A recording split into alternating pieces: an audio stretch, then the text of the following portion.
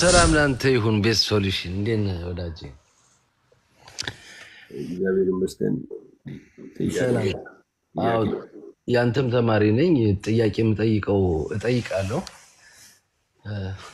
የምጠይቀው ጥያቄ አሁን መንፈስ ቅዱስ በወረደላቸው ጊዜ ልሳን ቋንቋ ተናግረዋል። ልሳን ማለት ያው ቋንቋ ነው እና እንደ መጽሐፍ ቅዱስ ትርጉም የሌለው ቋንቋ የሰይጣን ነው ብዬ ነው ማምነው እኔ። ይህን እንዴት ታየዋለህ? ስለዚህ አስተምረኝ። አመሰግናለሁ። በግልጽ አማርኛ እየተናገርክ ስለሆነ በጣም ደስ ስላለኝ ነው የገባሁት እና አንድ አማኝ መንፈስ ቅዱስን ሲቀበል በሕይወቱ ሊከናወኑ የሚችሉ ነገሮች እንደ እግዚአብሔር ቃል ምንድን ነበር? የቀደመችዋ ቤተክርስቲያን መንፈስ ቅዱስ በሕይወታቸው በመጣ ጊዜ ምን ሆኑ? በኃይልን ተቀበሉ፣ በልሳን ተናገሩ፣ ለክርስቶስ ኢየሱስ ምስክር ሆኑ። ቤተክርስቲያን የእግዚአብሔር ፕሬዘንስ እና መገኘት በሚያውቁት በሚረዱት መልክ ነበረ። የሐዋርያት ሥራ ምዕራፍ 11 ቁጥር 27 አካባቢ ባርናባስም ወደ አንጾኪያ ቤተክርስቲያን በመጣ ጊዜ የእግዚአብሔርን ጸጋ በቤተክርስቲያን አየ የሚል ቃል አለ። የእግዚአብሔር ፕሬዘንስ በቤተክርስቲያን ላይ በመገኘት በመንፈስ በመገኘት የሚታወቅ ኢቫሉዌት የሚደረግ የሚመዘን ነገር ነው እንጂ ዝም ብለን እኛ ተሰብስበን የምንሆነው ብቻ አይደለም። መንፈስ ቅዱስ በሰው ህይወት ውስጥ በአማኝ ህይወት ውስጥ ትልቅ ስፍራ አለ። ይህንን አስተምሮ በጣም የአጽንኦት ሰጥተህ ስታስተምር ስላየው በጣም ደስ ስላለኝ ነው። ታንኪዩ፣ አመሰግናለሁ።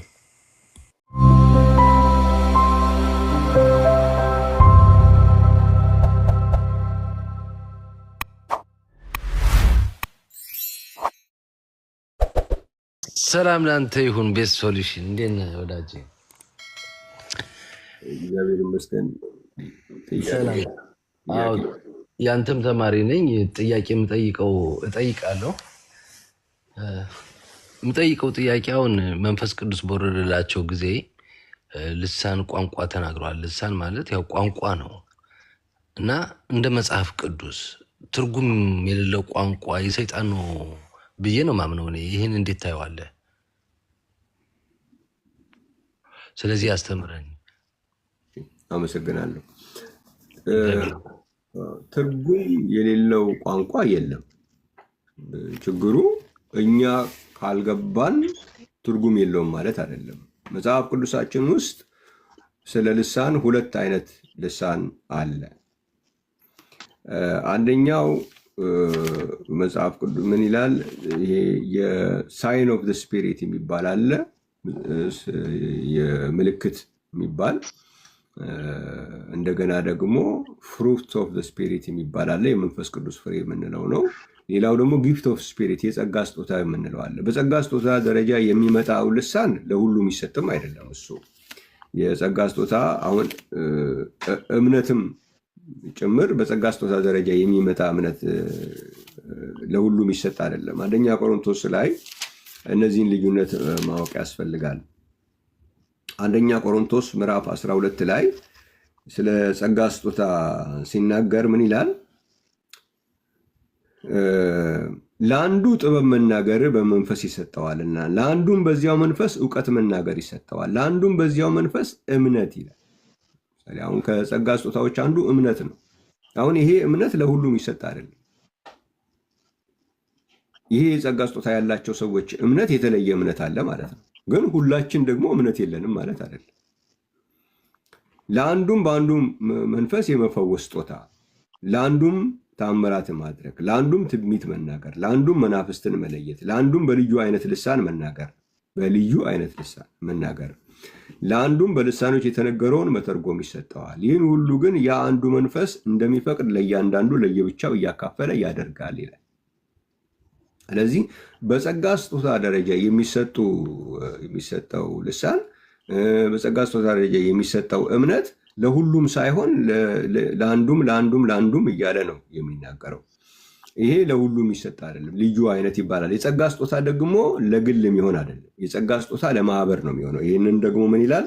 የጸጋ ስጦታን የምትፈልጉ ብትሆኑ ቤተ ክርስቲያንን ለማነጽ ፈልጉ ይላል። ስለዚህ በጸጋ ስጦታ ደረጃ የሚመጣው ነገር ለግላችን ሳይሆን ለማህበር አገልግሎት የሚሆን ነው ማለት ነው። ለሁሉ ደግሞ ያመኑት እነዚህ ምልክቶች ይከተሏቸዋል ብሎ ያመኑት እነዚህ ምልክቶች ይከተሏቸዋል፣ በስሜ አጋንንትን ያወጣሉ፣ በአዲስ ቋንቋ ይናገራሉ ይላል። ያ ላመኑት የሚሰጥ ደግሞ አዲስ ቋንቋ የሚባል አለ። ያ ለሁሉም የሚሰጠው ነው። እሱ ለሁለት አይነት አድርጎ ያቀርበዋል መጽሐፍ ቅዱስ። ለምሳሌ አንደኛ ቆሮንቶስ ምዕራፍ 14 ቁጥር 2 ላይ በልሳን የሚናገርስ ለእግዚአብሔር እንጂ ለሰው አይናገርም ይላል። ኦኬ፣ ይህንን ምን ይለዋል? አንኖውን ታንግ ይለዋል መጽሐፉ። ለማን አይደለም የሚነገረው? ለሰው አይደለም የሚነገረው። ኦኬ፣ ስለዚህ ትርጉሙ ለሰው ላይ ገባው ይችላል ማለት ነው። የሚያስተውለው የለምና በመንፈስ ግን ምስጢርን ይናገራል። የሚሰጠው ምክንያት ደግሞ ትንቢት የሚናገር ለማነጽና ለመምከር ለሰው ይናገራል ይልና በልሳን የሚናገር ራሱን ያነጻል። ስለዚህ እንዲህ አይነቱ ልሳን ለእግዚአብሔር እንጂ ለሰው የማይነገረው ልሳን የሚሰጠው ማንን ለማነጽ ነው? ራስን ለማነጽ ስለሆነ የሚሰጠው ሌላ ሰው አያውቀውም ማለት ነው። ሌላ ሰው ደግሞ እንዲያውቀው የሚፈለግ በሚሆንበት ጊዜ ደግሞ ይተረጎማል። ትርጉም እንዴት ነው የሚሆነው? እዛው አንደኛ ቆሮንቶስ ምዕራፍ 14 ቁጥር 27 ላይ በልሳን የሚናገር ቢኖር 2 ወይም ቢበዛ 3 ሆነው በተራ ይናገሩ፣ አንዱም ይተርጉም። የሚተረጉም ባይኖር ግን በማህበር መካከል ዝም ይበልና ለራሱና ለእግዚአብሔር ይናገር ይላል። ስለዚህ ራሱና እግዚአብሔር ብቻ ናቸው ያንን የሚሰሙት። የሚተረጎም ሲሆን ግን ተርጓሚ ኖሮ ይተረጎማል ማለት ነው። የማይተረጎም ደግሞ በሚሆንበት ጊዜ ለራሱና ለእግዚአብሔር ይናገራል ማለት ነው። የሚተረጎም ከሆነ ደግሞ ለማህበሩ ይሆናል ማለት ነው። እዚሁ ልሳኖች ሁለት አይነት ናቸው መጽሐፍ ቅዱስ ውስጥ የተቀመጠው። አንዱ ያው ለሰው የሚነገር አለ። ይህ የጸጋ ስጦታ ደረጃ የሚመጣው ነው። ለምሳሌ እሱ ሐዋርያ ሥራ ምዕራፍ 2 ላይ ተከስቷል። በዛ አካባቢ የነበሩ ሰዎች የእግዚአብሔርን ቃል እንዲሰሙ በልዩ ልዩ ቋንቋ ሰዎቹ በመጡበት ቋንቋ ሁሉ እንዲናገሩ ተደርጓል።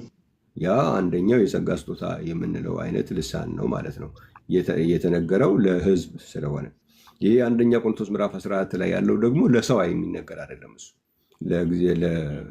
ለእግዚአብሔር ነው የምትናገረው፣ ሚስጥርን ነው የምትናገረው ለእግዚአብሔር እንጂ ለሰው አይናገርም ስለሚል ይሄኛው ልሳን አንኖውን ታንግ ተብሎ ነው በእንግሊዝኛ የሚጠራው። እንደዚህ አይነት ልሳን ስላለ ነው። ስለዚህ ሰዎች ሁለቱን ልሳኖች ስለሚቀላቀልባቸው እንዲህ ሐዋርያ ሥራ ላይ የገዛ ቋንቋችንን ሰማን ይሉ የለም እንዲ ታዲያ እናንተ ጋር አሁን እናንተ የምታወሩት አይነት ልሳን ደግሞ እኮ ለሰዎች የሚነገር አይደለም እና እንዴት አንድ ይሆናል ብለው ይላሉ። ሁለቱን ስላቀያየሩት የሚመጣ ችግር ነው። ስለዚህ ለሁሉ የማይሰጥ አለ፣ ለሁሉም ይሰጣል። ይሄ ለሁሉ ይሰጣል የሚባለው ራስን ለማነጽ ነው። ስለዚህ ይሄንን አይነት መንፈስ ቅዱስን ተቀብለው በአንደኛ ቆሮንቶስ ምዕራፍ 14 አይነት ያለውን ልሳን የማይናገሩ ሰዎች ራሳቸውን የሚያንጹበት የላቸውም ማለት ነው። ራስን ለማነጽ ነው የሚሰጠው ማለት ነው። ለሌላ ሳይሆን ራስን ለማነጽ ነው የሚሰጠው። ይሄ ያስፈልጋል። ይሄኛውን ልሳን ወስዶ ከሐዋርያት ሥራ ምዕራፍ 2 ጋራ ማነጻጸር አይቻልም። ምክንያቱም ሐዋርያት ሥራ ላይ ያለው ደግሞ ለሕዝብ ነው የተነገረው፣ ለራስ አይደለም፣ ለሕዝብ ነው እና ሁለቱን ለይተን ማወቅ አለብን። በሌላ ጊዜ ግን በሰፊው በዚህ ርዕስ ላይ ደግሞ ትምህርት እሰጥበታለሁ። አመሰግናለሁ። እግዚአብሔር ያክብርልኝ። መቼ ቀን የምታስተምር ቤስትዬ? እየመጣሁ እንድማር። ቅዳሜ ብቻ ነው የምገባው። በዚህ መልኩ ቅዳሜ ብቻ በዚህ ሰዓት ገባለሁ። እሺ እኔ ጌታ፣ እኔ እኮ በዛ በዩቲዩብ ገብቶ ከአንተ ጋር ማውራትም ስለማልችል ዝም ብዬ ኦዲዮን ብቻ ነው ማደምጠው ያለ እና በጣም ነው ደስ የሚለኝ። በቃ ሁሌ እንደባረኩ በጣም እንዴት ብዬ ልንገርህ? እኔ እንጃ ቤስት በጣም እድሜና ጸጋ ይስጥህ ነው የምለው። በጣም ብዙ ተምሬብሃለሁ። ብዙ በቃ እኔ እንዴት ብዬ ልንገርህ? ብቻ እንጃ። እግዚአብሔር ከአንተ ጋር ይሁን። ወዳለሁ፣ በጣም ነው የማከብረው። እግዚአብሔር ከአንተ ጋር ይሁን። በጣም አመሰግናለሁ። እንኳን ደህና መጣ። አቤት አቤት፣ በጣም ደስ የሚል ትምህርት ነው እያስተማርከው። እግዚአብሔርን አመሰግናለሁ ስለ አንተ እና ሁለተኛ ነገር ደግሞ ከየትኛውም ኢንስቲትዩሽን ከምናምን በመሆን አይደለም የእግዚአብሔርን ነገር የእግዚአብሔር ቃል እንደሚለው ማስተማር ነው የሚያስፈልገው። እኔ የዚህ ቤተክርስቲያን አባል ነኝ የዚህ ነገር ነኝ በማለት ሌላ የቤተክርስቲያንን ስም መጥራት አያስፈልግም። መጽሐፍ ቅዱስ ስለ መንፈስ ቅዱስ ምን ይላል የሚለውን ነገር መጀመሪያ መረዳት፣ ከዛ በኋላ ደግሞ የምትለውን በሙሉ ይቀበላል እና ከዛ በኋላ ደግሞ በአማኝ ህይወት ላይ የመንፈስ ቅዱስ ቦታ ምንድን ነው የሚለው ነገር ከሌላ አይደለም። በአብያተ ክርስቲያናት መካከል ራሱ ብዙ ያስተምረው ልዩነት አለ እና በግልጽ አማርኛ እየተናገርክ ስለሆነ በጣም ደስ ስላለኝ ነው የገባሁት። እና አንድ አማኝ መንፈስ ቅዱስን ሲቀበል በህይወቱ ሊከናወኑ የሚችሉ ነገሮች እንደ እግዚአብሔር ቃል ምንድን ነበር? የቀደመችዋ ቤተክርስቲያን መንፈስ ቅዱስ በህይወታቸው በመጣ ጊዜ ምን ሆኑ? በኃይልን ተቀበሉ፣ በልሳን ተናገሩ፣ ለክርስቶስ ኢየሱስ ምስክር ሆኑ። ቤተክርስቲያን የእግዚአብሔር ፕሬዘንስ እና መገኘት በሚያውቁት በሚረዱት መልክ ነበረ። የሐዋርያት ሥራ ምዕራፍ 11 ቁጥር 27 አካባቢ ባርናባስም ወደ አንጾኪያ ቤተክርስቲያን በመጣ ጊዜ የእግዚአብሔርን ጸጋ በቤተክርስቲያን አየ የሚል ቃል አለ። የእግዚአብሔር ፕሬዘንስ በቤተክርስቲያን ላይ በመገኘት በመንፈስ በመገኘት የሚታወቅ ኢቫሉዌት የሚደረግ የሚመዘን ነገር ነው እንጂ ዝም ብለን እኛ ተሰብስበን የምንሆነው ብቻ አይደለም። መንፈስ ቅዱስ በሰው ህይወት ውስጥ በአማኝ ህይወት ውስጥ ትልቅ ስፍራ አለ። ይህንን አስተምሮ በጣም የአጽንኦት ሰጥተህ ስታስተምር ስላየው በጣም ደስ ስላለኝ ነው። ታንኪዩ፣ አመሰግናለሁ። እሺ፣ እናመሰግናለን። ወደ ሌላ ሄዳለሁ። እስጢፋኖስ አልወረድክም? ጌታ ይባርክ። በውስጥ መስመር ኮንታክት አድርገኝ፣ ጻፍልኝ፣ ኮንታክት አደርግሃለሁ።